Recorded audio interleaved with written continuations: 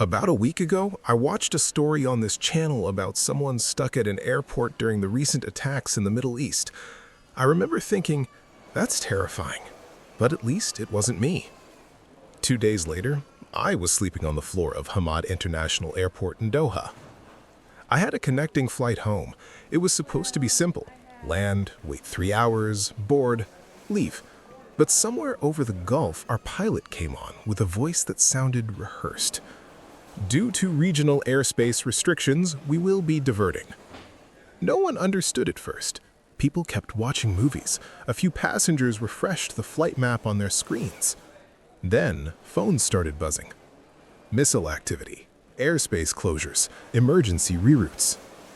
By the time we landed in Qatar, the terminal screens were already filling with red. Canceled, canceled, canceled. Hundreds of us poured into the transfer area at once. Some had been rerouted from other countries. Some were mid-journey like me. Others had been waiting since morning. There were no clear answers. Airspace closures due to the Iran strikes had disrupted multiple routes across the region. Flights were grounded. Others were delayed indefinitely. At first it felt manageable. Annoying, but manageable. Then hours passed.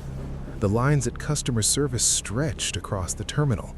Families sat on luggage. People argued quietly into phones, explaining to relatives they wouldn't be arriving tonight, and tomorrow, and maybe not even the day after. By midnight, it became clear we weren't leaving. Airport staff handed out small blankets. Some restaurants closed early due to staff shortages. Charging stations became territory, people guarding sockets like they were valuables. I found a seat near a window facing the runway. Outside, planes weren't taking off. They were just parked. Row after row of aircraft frozen in place, their lights blinking against the dark sky. Around 2 a.m., the airport felt different. The usual hum of travel, rolling suitcases, boarding calls, laughter, had disappeared. Instead, there was this low murmur. Hundreds of stranded passengers speaking in hushed tones, news updates glowing on screens, children crying quietly from exhaustion. At one point, an announcement came through the speakers, but it cut out halfway. Just static. Everyone looked up at once. For a moment, no one moved. It wasn't fear of something specific. It was the uncertainty, the feeling that we were caught in something much bigger than missed flights. People started sharing rumors. That airport got closed completely. They intercepted something over the water. More airspace restrictions coming. No one knew what was true. That's the worst part about being stuck in a major international airport during a crisis. You're surrounded by thousands of people, yet completely disconnected from clarity. Around 4 a.m., I walked through one of the quieter corridors. Entire families were sleeping on the floor. Business travelers sat with their backs against walls, staring at nothing. A man nearby was rebooking the same flight over and over, hoping the system would suddenly accept it. Every departure board I passed showed the same thing. Canceled, delayed, awaiting update. It didn't feel like travel disruption anymore. It felt like suspension. Like time had paused for everyone in that building. By morning, the airport staff confirmed what many of us feared. Ongoing airspace instability meant further cancellations were likely. Some passengers had already been there for 24 hours, others longer. Hotel options were limited, immigration processes were overwhelmed.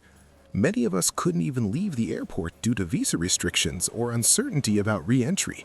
So we stayed.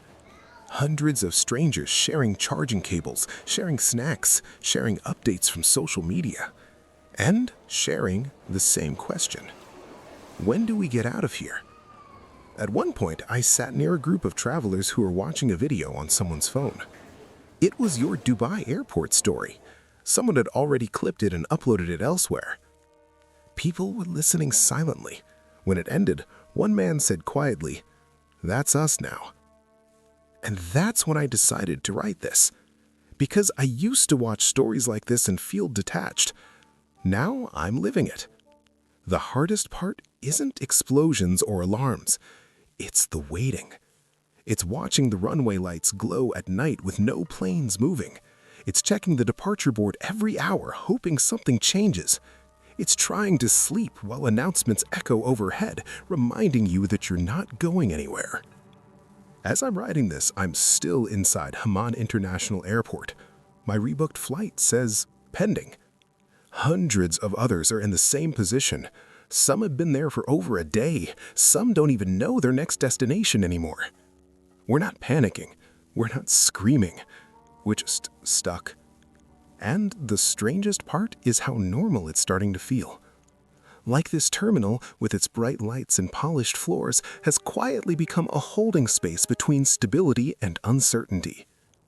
This isn't dramatic. It isn't exaggerated. It's just what happens when regional conflict reaches the skies.